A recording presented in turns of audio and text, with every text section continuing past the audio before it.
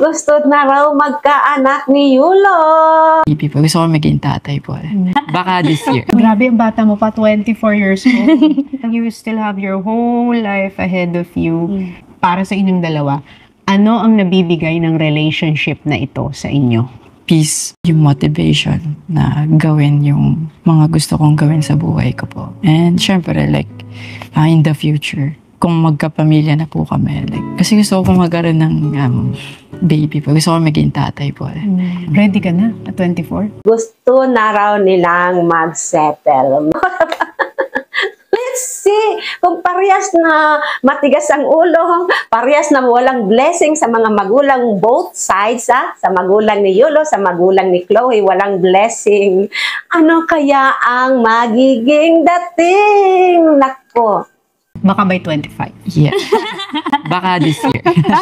So masasabi mo, she is the one. Yes po. And Talagang mas mabigat yun. She is the one. kasama siya, mas napalapit din ako kay Lord. Mas nakilala ko rin yung sarili ko outside gymnastics. Disaster. Kung ganyan katigas ang mga ulo nyo at puso nyo, paano na yung magiging mga anak nyo? Huwag kayong pakasiguro. Sa tigas ng ulo nyo yan na kayong dalawa.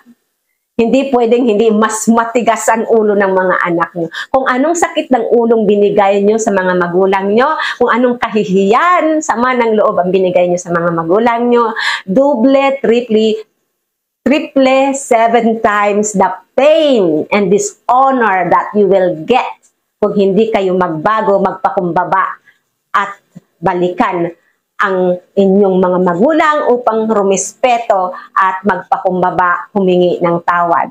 Humingi kayo ng tawad before it's too late. Huwag kayong magmamalaki. Nagbigay po talaga siya sa akin ng security. Na dumating siya, nagbigay po talaga siya ng security sa buong pagkatao ko po.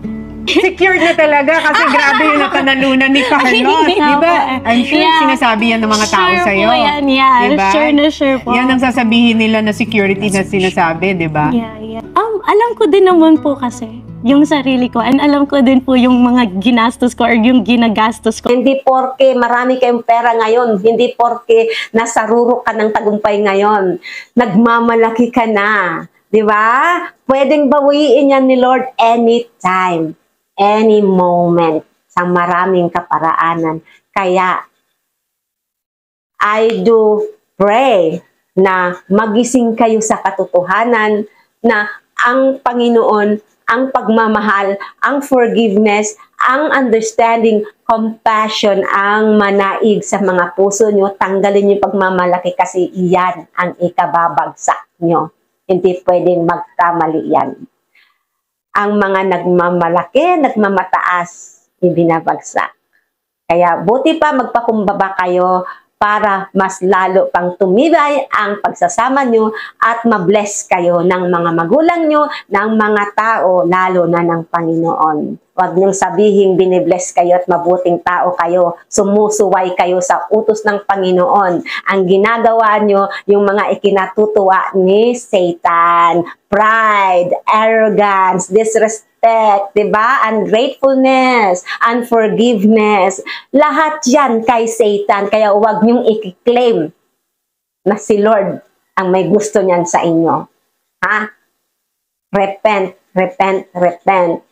Sabi nga sa John 3:16, for God so loved the world that He gave His only begotten Son, and whoever believes in Him shall not perish but have eternal life. Repent po, magpakumbaba kayo. Lahat naman tayo nagkakamali. You can still repent. Mamahalin pa kayo ng mga tao. Thank you so much for watching. And if nagustuhan niyo po ang video ito, please like and share and do comment doon sa comment. Thank you so much. God bless you all.